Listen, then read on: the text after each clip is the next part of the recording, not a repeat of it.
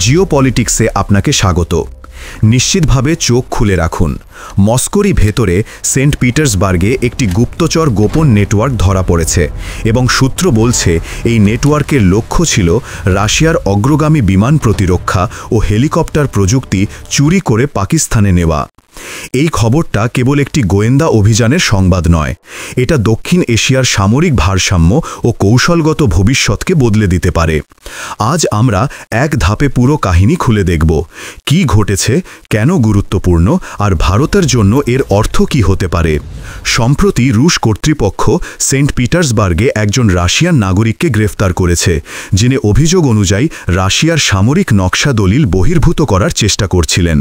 খবরগুলো বলছে যে ধরার সময় তার কাছে হেলিকপ্টার এবং বিমান প্রতিরক্ষা S-400 সংক্রান্ত নথি মেলে। অনেকে বলছে যে এই নেটওয়ার্কটি পাকিস্তানের ইন্টার সার্ভিসেস ইন্টেলিজেন্স বা ISI এর সঙ্গে সম্পর্কিত, অর্থাৎ আন্তর্জাতিক কায়দায় একটি বিদেশি গোয়েন্দা সংস্থার হাতে রাশিয়ার সেনা প্রযুক্তি পাঠানোর চেষ্টা করা হচ্ছিল। যদি সত্যি হয়, তার প্রভাব পাকিস্তানের প্রতিরক্ষা ক্ষমতা বাড়াতে বা কারিগরি দ্রুত উন্নয়নে ব্যবহার হতে পারত। এখন প্রশ্ন, কেন S-400 বা হেলিকপ্টারের নকশা এত মূল্যবান? সহজভাবে বললে, S-400 হল বিশ্বের অন্যতম শক্তিশালী দীর্ঘ পরিসরের বিমান প্রতিরক্ষা সিস্টেম। যে দেশের কাছে এ ধরনের প্রযুক্তি আছে, তারা আকাশে লুকিয়ে বা হঠাৎ আক্রমণের ক্ষেত্রে বড় ধরনের প্রতিরোধ তৈরি করতে পারে। অন্যদিকে Mi-8 জাতীয় হেলিকপ্টারের পরিকল্পনা দস্তাবেজ লিক হলে যে কেউ সেটিকে কপি করে রিপেয়ার ও উন্নয়ন নিজস্বভাবে করতে পারে, ফলে কৌশলগত অধিকারাত বদলে যেতে পারে। আরেকটি কারণ, ডিজিটাল যুগে কাগজ আর একরকম নয়। আজকাল মোবাইলে ছবি তুলে ইন্টারনেটের মাধ্যমে মিনিটের মধ্যে তথ্য পাঠানো যায়, তাই যে কোনো একটি ভাইবস ধরা পড়লেও তথ্য ইতিমধ্যে বহুদূর পৌঁছে যেত। এটাই বড় চিন্তার বিষয়। এখানে একটি গুরুত্বপূর্ণ পর্যবেক্ষণ আছে। রাশিয়ার সরকার ও সরকারি মিডিয়া প্রায়শই এমন স্পাই কেস নিয়ে খুলে কথা বলে না। এর একটা ইতিহাস আছে। 2011 সালে রাশিয়া এক চীনা সন্দেহভাজনকে গ্রেফতার করেছিল, কিন্তু বিষয়টি বড় করে তোলা হয়নি। চীনা সরকারও তৎক্ষণাৎ বড় কোনো প্রতিক্রিয়া দেখায়নি। সেই ধরনের নীরবতার নীতি আজকের ঘটনার কথায়ও দেখা যাচ্ছে।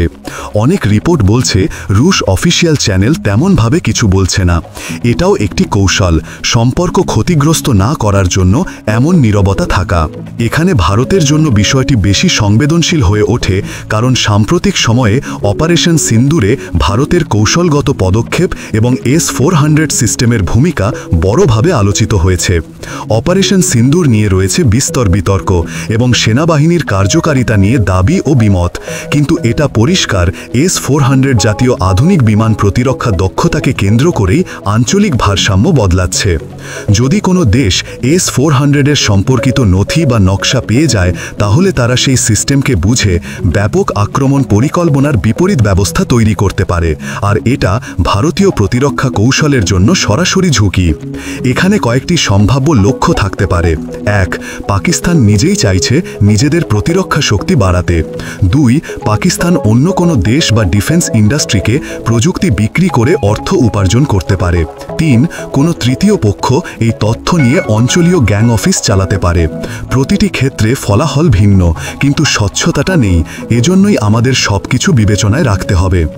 রাশিয়ার তরফে নীরবতা রাখার প্রধান কারণ হল শক্তিশালী কূটনৈতিক সম্পর্ক বজায় রাখা।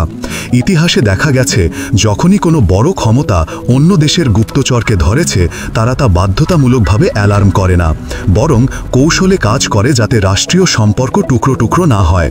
তাই হয়তো রাশিয়া এই ঘটনাকে গোপনীয়ভাবে মোকাবেলা করছে।